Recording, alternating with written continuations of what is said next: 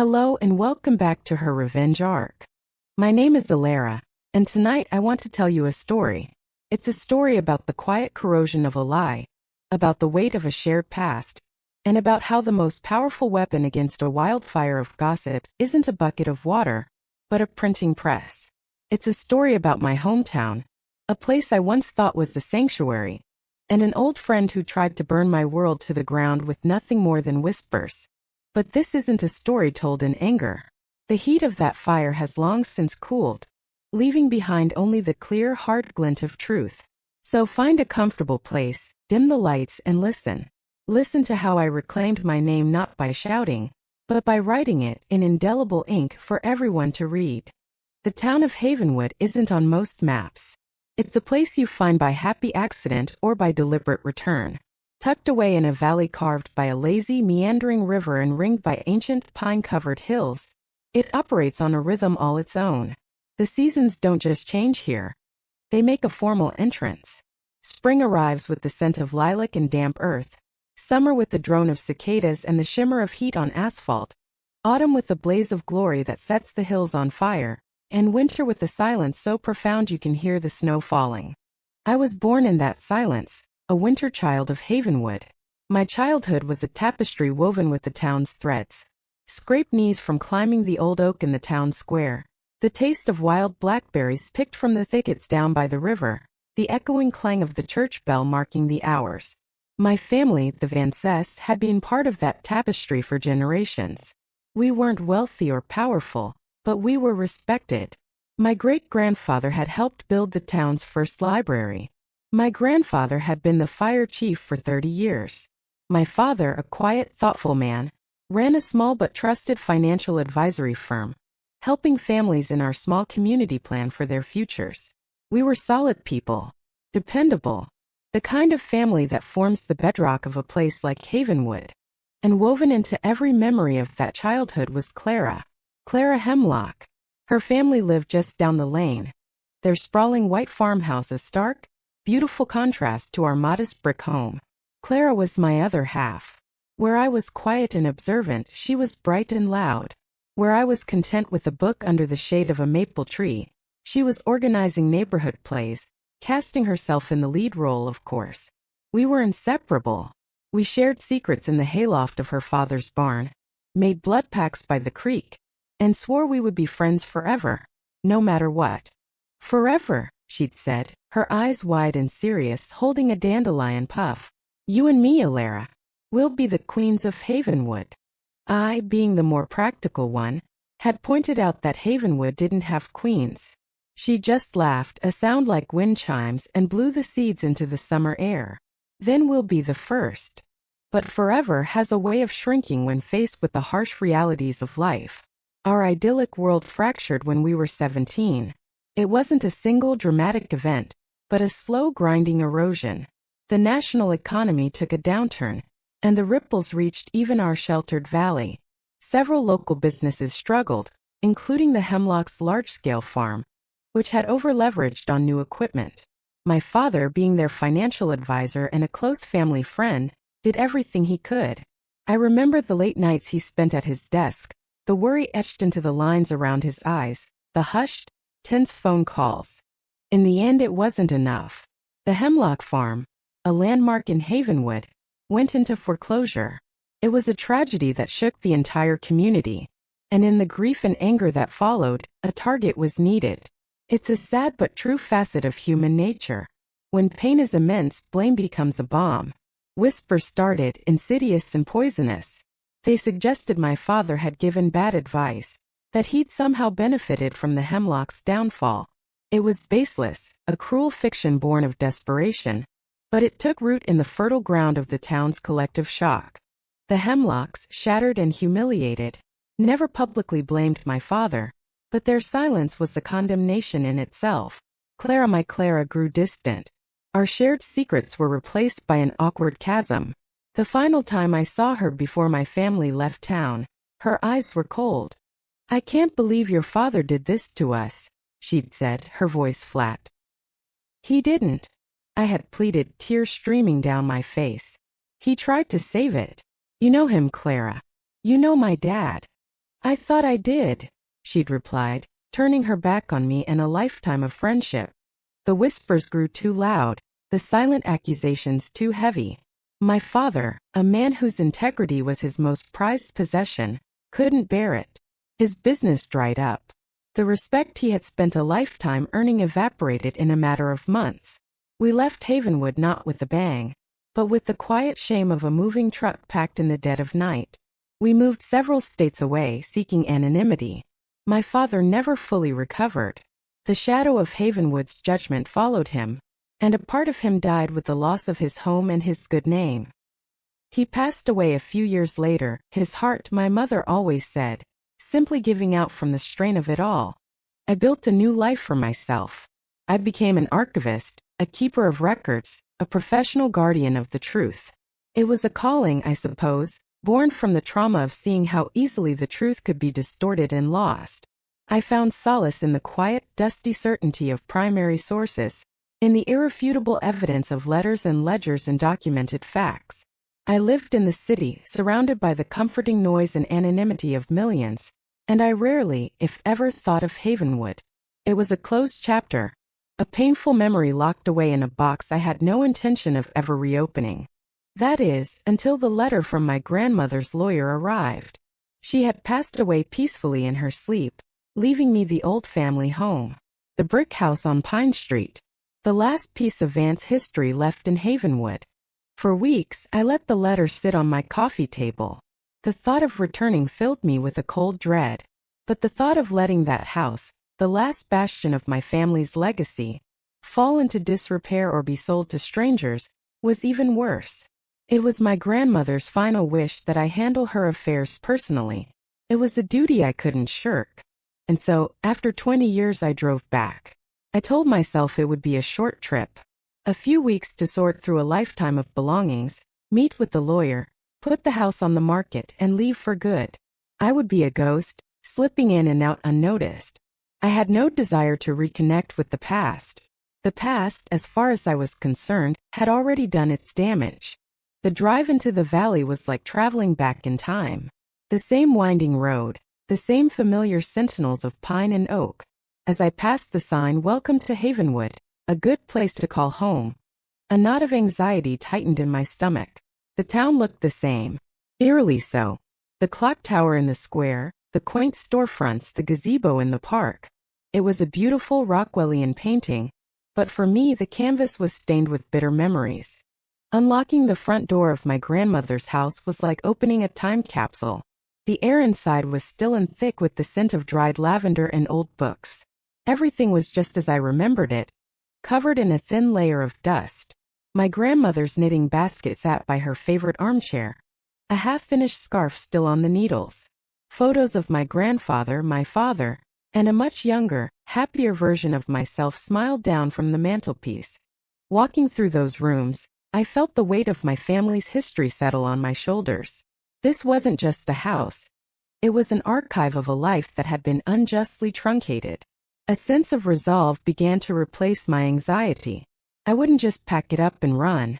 I would do this properly. I would honor my grandmother's memory and in doing so, honor the family that Havenwood had cast out. The first few days were a blur of solitary work. I sorted through boxes, packed away heirlooms, and made lists. I kept my interactions with the town to a minimum: a quick trip to the grocery store, a nod to the postman. The few people I encountered who were old enough to remember me offered polite, if slightly reserved, greetings. They knew me as Eleanor Vance's granddaughter, the one who had come back to settle her estate. The past, it seemed, was content to lie dormant. I had hoped to avoid Clara entirely. I knew she had married a wealthy developer and was now Clara Redding. I knew from my grandmother's occasional letters that she had become a central figure in Havenwood society, the chair of every committee, the organizer of every charity event. She had, it seemed, become the queen she always wanted to be. I had no desire to enter her court.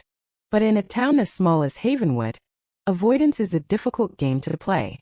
I was in the town's only coffee shop, the Daily Grind, waiting for my latte, when a voice I hadn't heard in 2 decades cut through the low murmur of the room.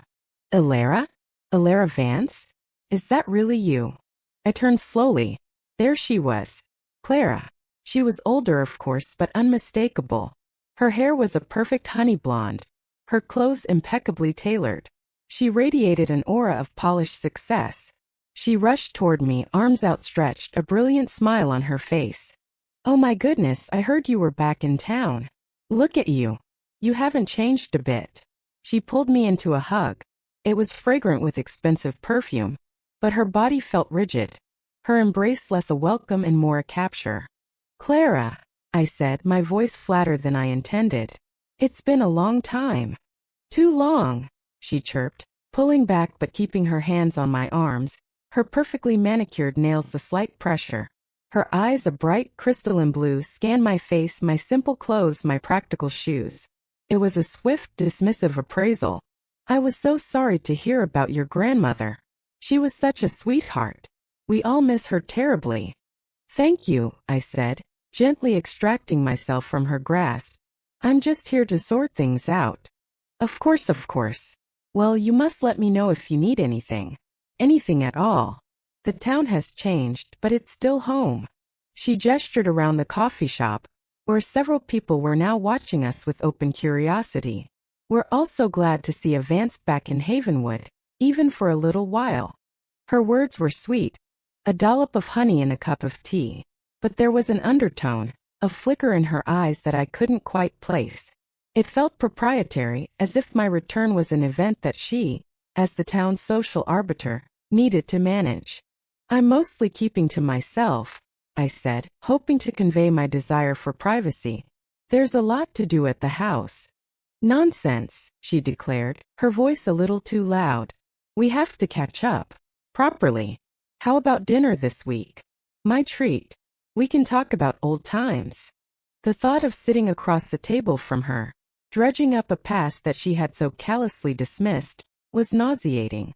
But to refuse would be a public snub, and I didn't want to create any waves. "I'm not sure about my schedule, Clara." "I'll call you," she said, not as a question, but as a statement of fact. She patted my arm again, that brilliant, brittle smile firmly in place, before turning to greet someone else, immediately becoming the center of a new circle of attention. As I walked back to my grandmother's house, latte forgotten in my hand, I felt a familiar unease. The encounter had been perfectly pleasant on the surface, but underneath it felt like a warning. It felt like she was reminding me that this was her town now. I was a visitor, a relic from a past she had helped to bury, and she would be the one to decide if that past was allowed to be disinterred. I shook my head, trying to dismiss the feeling. I was being paranoid. This was a different Clara, a grown woman. The hurts of 17-year-old girls were ancient history. I was wrong. It wasn't history. It was a prologue. The change was subtle at first. A shift in the town's atmosphere so slight I almost convinced myself I was imagining it. It began a few days after my encounter with Clara at the coffee shop. I was at Henderson's Hardware, looking for sturdy packing boxes. Mr. Henderson, a man whose face was a roadmap of his 70-plus years, had known my father well. When I'd first come in a week prior, he'd greeted me with a warm, sad smile and shared a fond memory of my dad helping him fix his roof after a storm. But this time, his smile didn't quite reach his eyes. His movements were clipped, his answers to my questions curt. "Just these boxes," he said, ringing them up without his usual friendly chatter. He slid them across the counter, avoiding my gaze. "Is everything all right, Mr. Henderson?" I asked, a knot of unease forming in my stomach. He busied himself with the receipt, his shoulders tense. "Fine.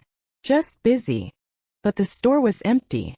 I left, the bell above the door jangling in the heavy silence, the feeling of being watched prickling the back of my neck. Later that day at the grocery store, I walked past a group of women in the produce aisle. I recognized one of them from the coffee shop, one of Clara's friends. As I approached, their animated conversation died instantly. They fell silent, their eyes following me as I passed, and as soon as I was out of earshot, the furious whispering began again. I didn't have to hear the words. I could feel them like tiny sharp pebbles being thrown at my back. The town, which had seemed reserved but polite, was now turning cold. The friendly waves from passing cars ceased. The casual hellos on the street were replaced with averted eyes and hurried paces. When I entered the diner for a simple dinner, a hush fell over the room, followed by that same low, conspiratorial murmur. I sat in a booth by the window, feeling like an exhibit in a zoo, every bite of my meal a monumental effort under the weight of unspoken judgment. I was baffled, hurt. What had I done? My presence had been nothing but discreet. I'd spoken to almost no one. The only significant interaction I'd had was with Clara. And as the days wore on and the chill deepened, a dreadful suspicion began to dawn. This wasn't random. It was orchestrated. My grandmother's next-door neighbor, Mrs. Gable, was a notorious but generally harmless gossip. She was also one of the few people who still spoke to me, mostly out of an insatiable need to be involved in everything. She caught me one afternoon as I was carrying a box of my grandmother's china to my car. "Oh, Elara dear," she said, her voice a conspiratorial whisper as she leaned over the hedge that separated our properties. "It's just awful what they're saying." I stopped, my heart sinking. Who is saying, Mrs. Gable?" Her eyes darted around, as if spies were lurking in her prize-winning rose bushes. "Well, everyone. It started after Clara Redding's little garden party on Saturday. You weren't there, of course." "Of course. I hadn't even been invited." "What are they saying?" I asked, my voice steady despite the tremor in my hands. She leaned closer, her breath smelling of peppermint. "Well, Clara was telling a few people, you know, the influential ones, the mayor's wife, Mr. Abernathy from the newspaper, she was just so worried about you." "Worried?" The word sounded absurd. "Yes. She said she was so thrilled to see you, but that she could tell you were troubled, that you seemed bitter about the past." Mrs. Gable paused for dramatic effect. "She said you'd made some comments to her about how the town had wronged your family, how you felt your father was owed something." I stared at her, my mind reeling. I had said nothing of the sort. Our conversation had been 5 minutes of strained pleasantries. Mrs. Gable wasn't finished. And then she brought it all up again. The old business with her family's farm. Only she told it a bit differently this time. "Differently how?" I asked, my voice barely a whisper. "Well, she made it sound like she's been protecting your family's reputation all these years, out of loyalty to your old friendship. She said the real story was much worse than anyone knew, that your father had deliberately misled her father, convincing him to take on risky loans, all while secretly moving his own assets to safety. She even hinted that he'd profited from it somehow. From other families, too." The box of china suddenly felt immensely heavy. I could feel the blood draining from my face. This wasn't just a distortion of the truth. This was a monstrous, malicious fabrication. It took the old, vague whispers that had driven us away and gave them shape, detail, and a credible, sympathetic source. Clara herself, the supposed victim, now bravely speaking her truth. "And she said the most heartbreaking thing, dear," Mrs. Gable added, her eyes wide with vicarious drama. "She said she confronted you about it in the coffee shop, gently of course, and that you became very cold and defensive. She told everyone she was afraid you'd come back to Havenwood to, I don't know, cause trouble? To try and extort money or an apology from people." I finally understood. I understood the cold shoulders, the whispers, the averted eyes. Clara hadn't just reframed the past. She had weaponized it. She had painted me as a bitter, resentful, and potentially vindictive outsider, returning to the scene of a crime my own family had committed. She had taken my quiet, private grief and twisted it into a public threat. She was not just protecting her own social standing. She was inoculating the town against me, ensuring that if I ever spoke the real truth, no one would believe me. I would be dismissed as the unhinged daughter of a swindler, consumed by a decades-old grudge. "That's not true," I said, the words feeling pitifully inadequate. "None of that is true." "Oh, I know, dear, I know," Mrs. Gable said, patting my arm, though her eyes betrayed a sliver of doubt. "But Clara tells a very convincing story. And with her husband's money and all the charity work she does, well, people listen to Clara Redding." I walked back into my grandmother's house and set the box down with a shaking hand. I sank into her armchair, the one with the half-finished scarf, and the full weight of Clara's betrayal crashed down on me. This was so much more cruel than the cold shoulder she had given me as a teenager. This was a calculated, strategic character assassination. Why? The question pounded in my head. Why, after 20 years, would she do this? I had posed no threat to her. My return was temporary. And then, as I sat there in the silent, dusty house, I began to see the logic of it, the cold, reptilian brilliance of her move. My very presence in Havenwood was a threat. I was a living reminder of a time before she was Mrs. Clara Redding, the benevolent queen of the town. I was a loose thread from a narrative she had carefully woven for herself, a narrative where her family were blameless victims, and she was a resilient survivor. My existence, the quiet dignity of my return to my family home, implicitly challenged that story. I didn't have to say a word. My being there was enough to make people remember, to make them question. So she had to act first. She had to discredit the witness before she could ever take the stand. She was reinforcing the lie that had benefited her for 2 decades, ensuring her version of history remained the official one. It wasn't about me, not really. It was about her. About the fragile, glittering kingdom she had built on a foundation of falsehoods. The hurt was immense. A raw, gaping wound. The friendship we'd shared, which I had mourned for years, now felt like a complete sham. Had she ever been my friend? Or had I always been just a supporting character in her story, easily written out when I no longer served the plot? But as the initial shock and pain began to subside, something else took its place. A cold, quiet resolve. The kind of resolve I had learned from my father, the kind that came not from passion but from principle. She had attacked my father's name. She had desecrated his memory. She had tried to rob me of my own history. She thought she had silenced me. She thought she had won. But she had made one critical mistake. She had forgotten who I was. I wasn't a troublemaker. I wasn't a ghost. I was an archivist. And I knew better than anyone that the truth is never truly lost.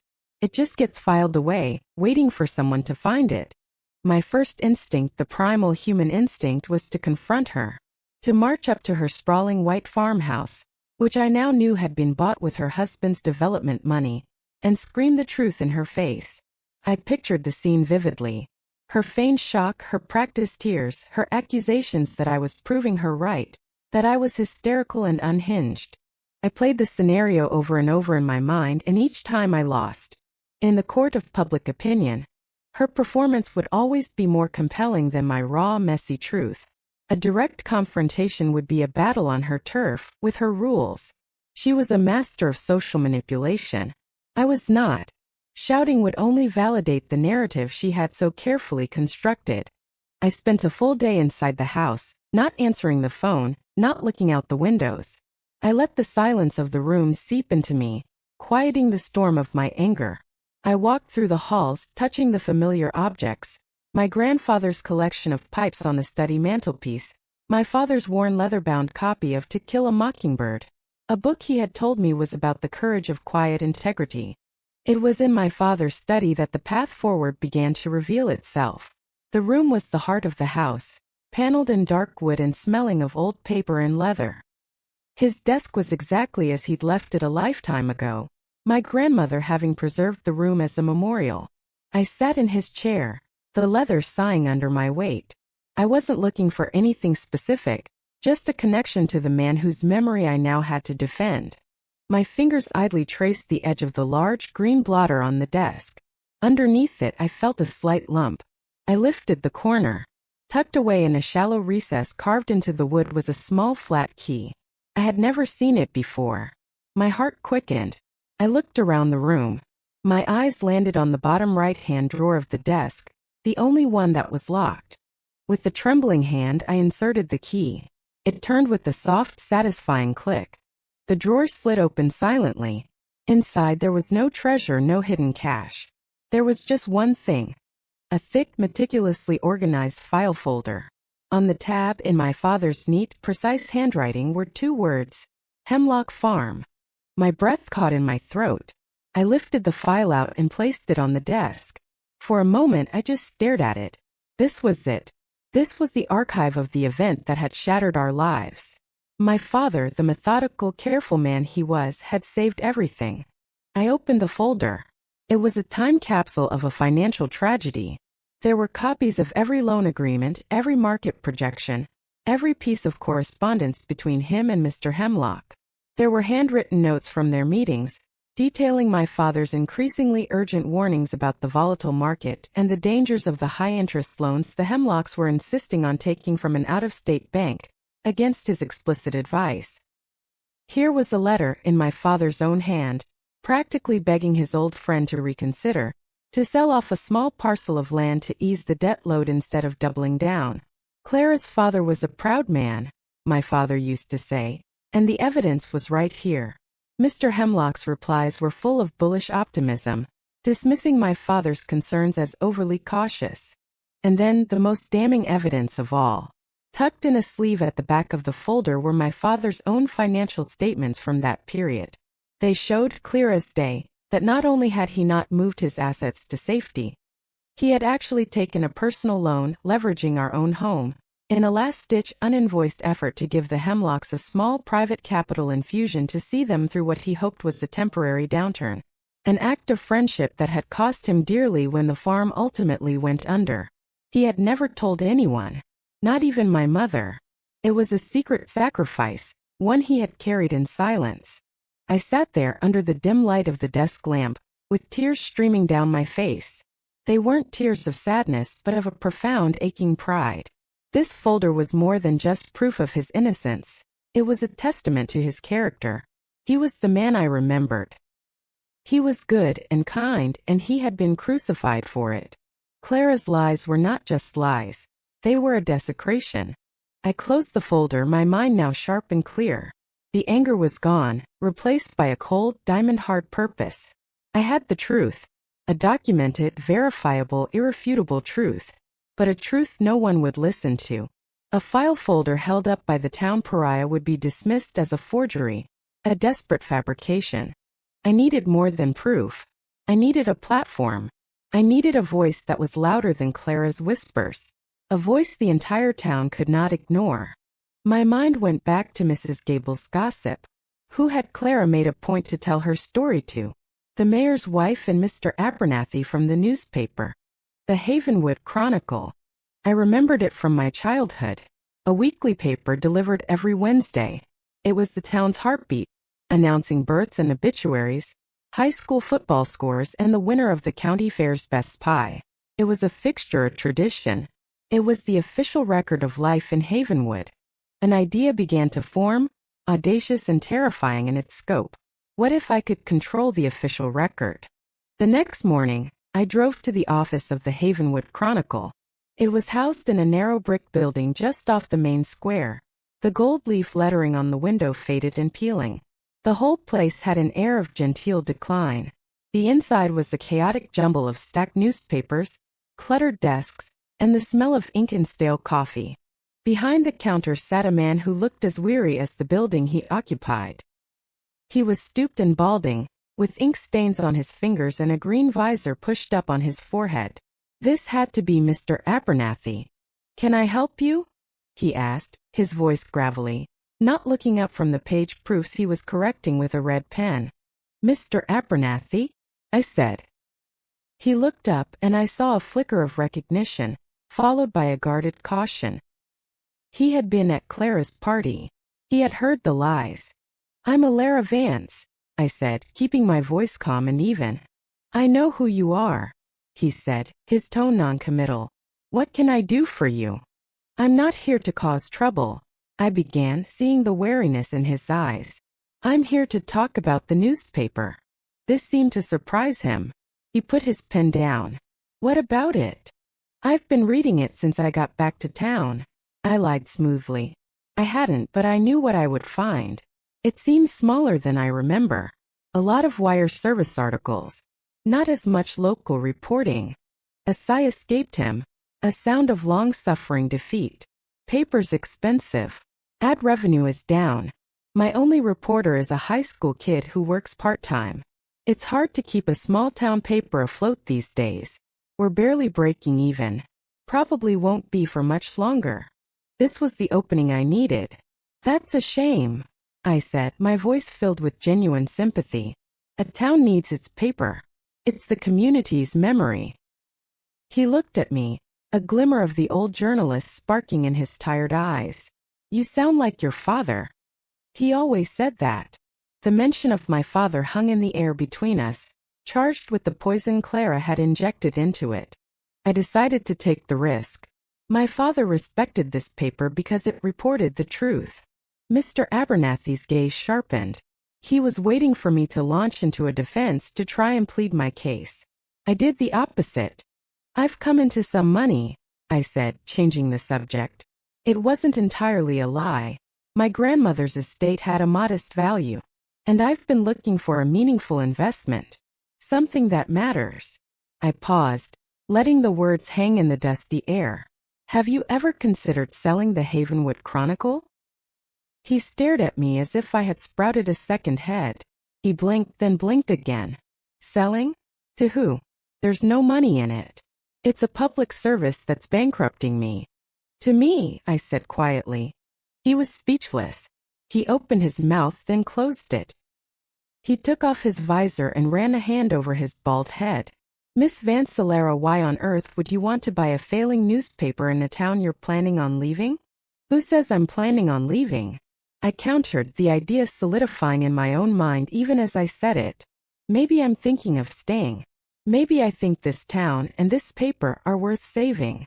I could see the gears turning in his head. The suspicion was still there, but it was now competing with a desperate, exhausted hope. He saw a lifeline. This is highly unusual, he finally managed. These are unusual times, I replied. Look, Mr. Abernathy, I'm not a journalist, but I am an archivist. I value integrity, facts, and primary sources above all else. I know this paper has a legacy of that. I want to preserve that legacy. I have the capital to modernize the printing process, to hire a real reporter, to improve the website, to bring in more ad revenue. I laid out a vision for him, a plausible professional plan. I spoke his language not of grudges and gossip, but of business plans, community engagement, and journalistic ethics. I didn't mention Clara once. I didn't mention my family. I made it about the paper. I would, of course, I added, want you to stay on as editor-in-chief. Your experience is invaluable. I would simply be the publisher, the owner, a silent partner, if you will. He was listening. The guarded look was softening, replaced by a weary curiosity.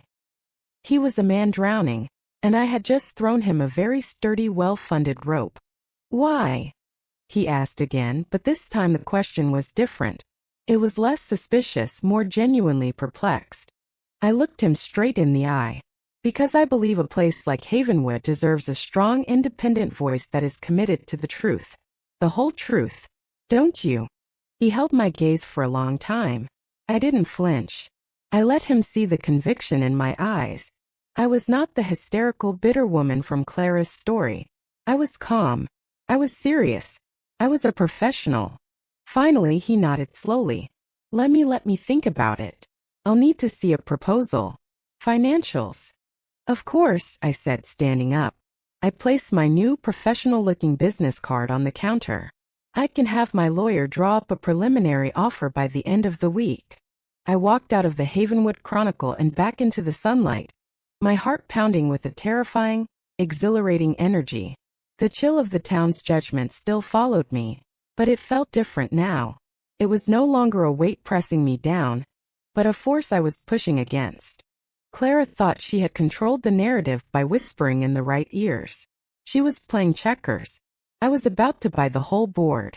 The next 2 weeks were a masterclass in quiet, relentless execution. I moved with a speed and efficiency that surprised even myself. I hired a sharp, discreet lawyer from a neighboring city, instructing him to handle the negotiations with Mr. Abernathy. The key was secrecy. No one in Havenwood was to know about the sale until it was complete. The transaction was to be handled through a holding company I created, Pine Street Press LLC, a name that was both anonymous and deeply personal. While the lawyers did their work, I immersed myself in my own. The file folder from my father's desk was my starting point, my sacred text. But I needed more. I needed to build a case so airtight, so thoroughly documented, that it would be impervious to any accusation of bias or fabrication. I was no longer just Alara Vance, the wrong daughter. I was an archivist on the most important assignment of my life. I spent hours in the county records office, a place of hushed reverence and the smell of aging paper. I pulled the original deeds for the Hemlock Farm. I traced the chain of title. I found the public records of the foreclosure, the name of the out-of-state bank, the astronomical interest rates on the loans Mr. Hemlock had taken out. Each document was a brick in the wall of truth I was building. I went to the town library, a place I had loved as a child. I scrolled through microfilms of old issues of the Havenwood Chronicle from the year of the collapse. The articles were brief, clinical. Hemlock Farm to be auctioned. Local economy faces downturn. There was no mention of my father, no hint of the whispers that were already circulating. The official record was silent, leaving a vacuum that Clara's fiction had eagerly filled. The most difficult part of the research was personal. I had to reconstruct my own family's financial situation from that time. I spent days on the phone with my mother, who now lived in a quiet retirement community in Arizona. At first, she was hesitant, the memories too painful. "Why dredge all this up, honey?" she asked, her voice thin with remembered pain. "We left it behind. Because someone is trying to rewrite it," I told her gently. "Someone is lying about Dad. I need to know everything." Slowly she began to talk. She remembered the sleepless nights, the way my father's shoulders seemed to carry a new invisible weight. She didn't know about the secret loan he'd taken out against their house, but she knew he'd been deeply worried for the Hemlocks. He loved them like family, Alara.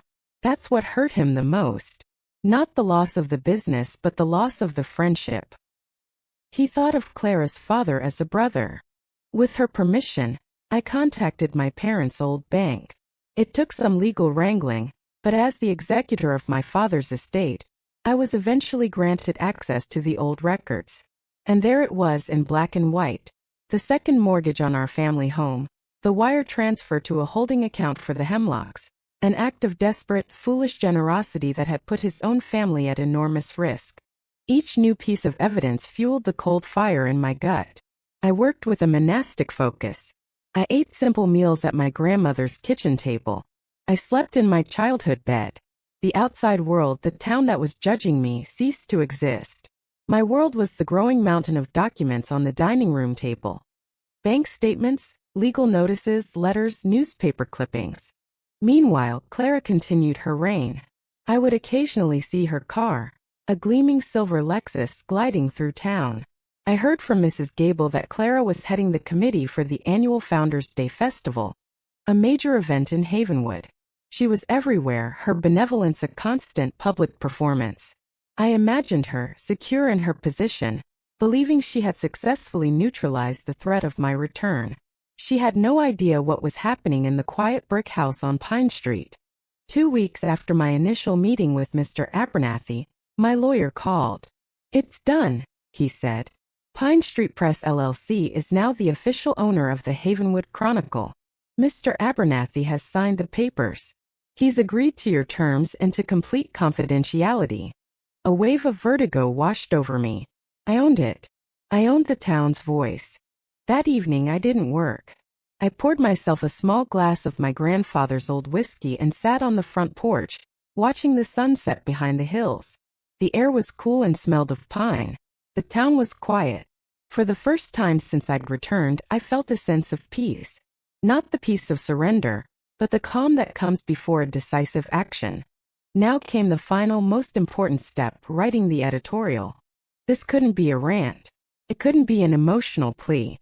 It had to be a piece of meticulous, undeniable journalism. It had to have the weight and authority of the institution it was being printed in. The tone had to be perfect. Not the voice of Alara Vance, but the voice of the Havenwood Chronicle, speaking with the moral clarity it had lost. I cleared the dining room table of everything except my laptop and the single, organized file containing my evidence. I wouldn't write this as myself. I would write it as the paper's new publisher, an impartial observer who, upon taking ownership, had decided to investigate a long-standing wound in the community. I started not with the accusations, but with the reflection on the nature of a small town. A town is more than a collection of houses and streets. I began, the words flowing with a clarity I hadn't expected. It is a shared story, a collective memory built on trust, mutual respect, and a common understanding of its own history. But like any story, it can be edited. It can be revised. And sometimes, it can be corrupted by a narrative that serves the few at the expense of the truth. I laid out the piece like a legal argument. Section 1. The official record. I detailed the publicly known facts of the Hemlock Farms collapse, using the information from the old newspaper articles and public records. It was dry, factual, and unimpeachable. Section 2. A community's unanswered questions. Here I gently introduced the whispers, the rumors that had festered for 20 years. I didn't attribute them to anyone. I presented them as a lingering sickness in the town's memory. It has long been rumored that the financial advice given to the Hemlock family was a contributing factor in their misfortune. It has been whispered that the Vance family, who left town shortly after, bore some responsibility. Section 3. New information comes to light. This was the heart of it. I introduced my new role. As the new publisher of the Havenwood Chronicle, I believe this paper has a duty not just to report the present, but to clarify the past when new evidence emerges. As part of a review of the paper's historical obligations, certain private documents related to this matter have been made available to us. And then I laid it all out. Systematically. Clinically. I quoted from the letters between my father and Mr. Hemlock, showing my father's desperate warnings. I cited the bank records of the high-interest loans taken against his advice. I detailed, with dates and figures, the secret personal loan my father had taken out to try and save the farm, framing it not as a family matter, but as a newly discovered fact in a historical investigation. I deconstructed Clara's narrative without ever mentioning her garden party, or the whisper she'd started. I didn't need to. The facts did the work for me. I addressed the lie that my father had profited by presenting the evidence of his own financial peril. I countered the lie that he had given bad advice by printing excerpts of the good advice that had been ignored. I never used emotional language. I never wrote, "My father was a good man." I simply presented the evidence that proved he was. The entire piece was built on a foundation of verifiable facts. I even included a small, discreetly placed addendum. All documents cited in this editorial have been authenticated and are being placed in the archives of the Havenwood Chronicle, available for public review by appointment. I was calling her bluff on a grand scale. She had used whispers and innuendo. I was using ink and evidence. The final section of the editorial was about the future. It was a call to the town itself. The health of a community can be measured by its relationship with the truth. I wrote. For 20 years, a shadow has hung over this town and over the memory of a family that was once an integral part of it. A fiction born of pain and amplified by gossip was allowed to become history. Today the record is corrected. Our shared story is now whole again. The question for Havenwood is not what we do with this truth, but what it says about us that we were willing to live without it for so long.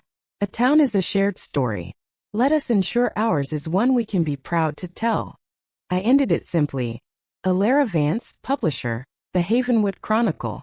I read it over a dozen times. It was cold. It was precise. It was devastating. It was perfect. I emailed the file to Mr. Abernathy with a single line. Please run this on the front page of this Wednesday's edition.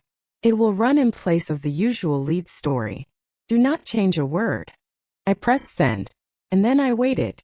The next 2 days were the longest of my life. I had set a match to a fuse and had no idea how big the explosion would be. Mr. Abernathy didn't reply to the email, which I took as a sign of his terrified, reluctant compliance. He was an old-school newsman. He couldn't ignore a story like this, especially when it was being handed to him by his new boss. On Tuesday night, the night the paper was printed, I couldn't sleep. I sat in the dark, listening to the house settle around me, the ghosts of my family feeling closer than ever. I felt my father's quiet pride, my grandmother's steadfast strength. I wasn't just fighting for myself. I was fighting for them. I was taking back our name. Wednesday morning dawned bright and clear. A perfect late summer day. I woke early and walked into town, my heart a steady, heavy drum in my chest. The delivery truck had already made its rounds. On porches, in blue plastic delivery tubes at the end of driveways, I could see them. The folded copies of the Havenwood Chronicle. My editorial was on the front page above the fold under the bold familiar masthead. The headline was simple, stark, and written by me. A matter of record. I bought a copy from the coin-operated newsstand outside the diner. My hands were shaking as I held it. It was real. It was done. I didn't stay to watch the town wake up and read the news. The paper would do its work without me. Instead, I went to the one place that felt appropriate, the town cemetery. It was quiet there, peaceful. The grass was damp with dew. I found the Vance family plot. My grandparents' graves, and next to them a simple, elegant headstone from my father. My mother had had it placed there years ago, believing that despite everything, he belonged in Havenwood. The inscription read, Thomas Vance, a kind and honest man. I unfolded the newspaper and laid it at the base of his headstone. I did it, Dad. I whispered to the quiet air. I told them the truth. I stayed there for a long time, just sitting in the grass, feeling the warmth of the morning sun. I didn't know what would happen next. I didn't know if the town would embrace the truth, or if they would resent me for forcing them to look at their own complicity. But it didn't matter. I had honored my father. I had reclaimed my family's story from the person who had stolen it. Whatever came next, I would face it. I finally left the cemetery around mid-morning. The town was eerily quiet. It was as if a collective breath was being held. People were indoors.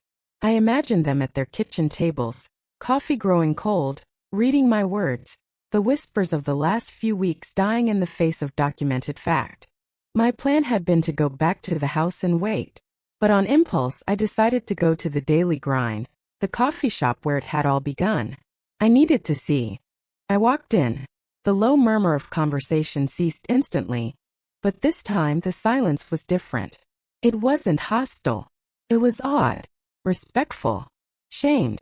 People looked at me, then quickly looked down at the newspapers spread out on their tables. The barista, a young woman who had previously given me the cold shoulder, fumbled with my order, her cheeks flushed. I'm so sorry, she stammered, not looking at me. I wasn't sure if she was apologizing for the slow service or for the entire town. I took my coffee and sat in a booth by the window, the same booth where I'd felt so isolated just days before. And then the door opened and she walked in. Clara. She hadn't seen me. She swept into the shop with her usual breezy confidence, calling out a greeting to the barista. But her voice fell into a vacuum. No one responded. The silence was absolute, deafening. She faltered, her smile faltering with her. Her eyes scanned the room, and she saw what they were all reading. Her gaze jumped from paper to paper, a growing horror dawning on her face. And then she saw me. Our eyes met across the room. For a split second I saw it all in her face. The shock. The disbelief that I could have done this, that I had possessed the means and the audacity. The fury. And beneath it all, for the first time, a flicker of pure, unadulterated fear. Her carefully constructed world, her entire identity as the benevolent, wronged matriarch of Havenwood, had been dismantled in a single morning by a few thousand copies of a newspaper. Her face, a mask of perfect makeup and social grace, began to crumble. The blood drained from it, leaving her looking pale and suddenly old. Her mouth opened slightly, but no sound came out. She had built her kingdom on words, on whispers and stories, and now words had destroyed it. There was nothing left to say. She didn't approach me. She didn't cause the scene. Her power was derived from public adoration, and in that moment she had none. The room was a jury, and it had delivered its verdict. With a jerky, unnatural movement, she turned and practically fled from the coffee shop, the bell on the door jangling violently behind her. I took a slow sip of my coffee. I had expected to feel a surge of triumph, a rush of victorious adrenaline. But I didn't. I just felt quiet, a profound bone-deep sense of rightness. The scales had been balanced. Justice hadn't been loud and vengeful. It had been quiet, factual, and printed in black and white. The aftermath was strange. The town treated me with a new, deferential respect tinged with deep embarrassment. A few people, like Mr. Henderson from the hardware store, approached me and offered quiet, sincere apologies. "Your father was a good man, Alara. We let gossip get the better of us." I'm ashamed. I accepted their apologies graciously. There was no point in holding a grudge against the entire town. They had been misled. Clara disappeared from public life. The Founders' Day festival was quietly postponed, then canceled. Her silver Lexus was no longer seen gliding through town. I heard she and her husband had gone on an extended vacation. She had been dethroned not by a coup, but by the simple, inexorable weight of the truth. Her power, derived entirely from a crafted persona, evaporated the moment that persona was exposed as a fraud. I did not sell my grandmother's house. I stayed. I took my new role as publisher of the Havenwood Chronicle seriously. With Mr. Abernathy's grateful guidance, I invested in the paper. We hired a young, eager journalist to cover local news with vigor and integrity. We launched a modern website. We started telling the town story again, properly this time. My revenge was not a single fiery act. It was a slow, ongoing process. It was in every well-researched article we published. It was in every issue that landed on a porch, a symbol of a promise to the community that the truth mattered. My revenge was turning the weapon that had been used against my family, the power of the public narrative, into a tool for good. I didn't just expose a lie. I bought the factory where it was made and retooled it to produce the truth. And in doing so, I finally brought my family home. The past is never truly dead, as they say. It's not even past. It lives within us, in the stories we tell ourselves and the stories others tell about us. For a long time, my story was one of injustice, of a reputation stolen and a family wronged. But I learned that you don't have to accept the story you are given. Sometimes you have to find the courage, the evidence, and the right platform to tell your own. So I leave you with this question. Have you ever had to fight for your own story, for your own truth, when the world seemed determined to believe a lie? What does it take to reclaim your own narrative? Let me know your thoughts in the comments below. And if this story resonated with you, please consider liking this video, sharing it with someone who might need to hear it, and subscribing to her revenge arc for more stories of justice served. Thank you for listening.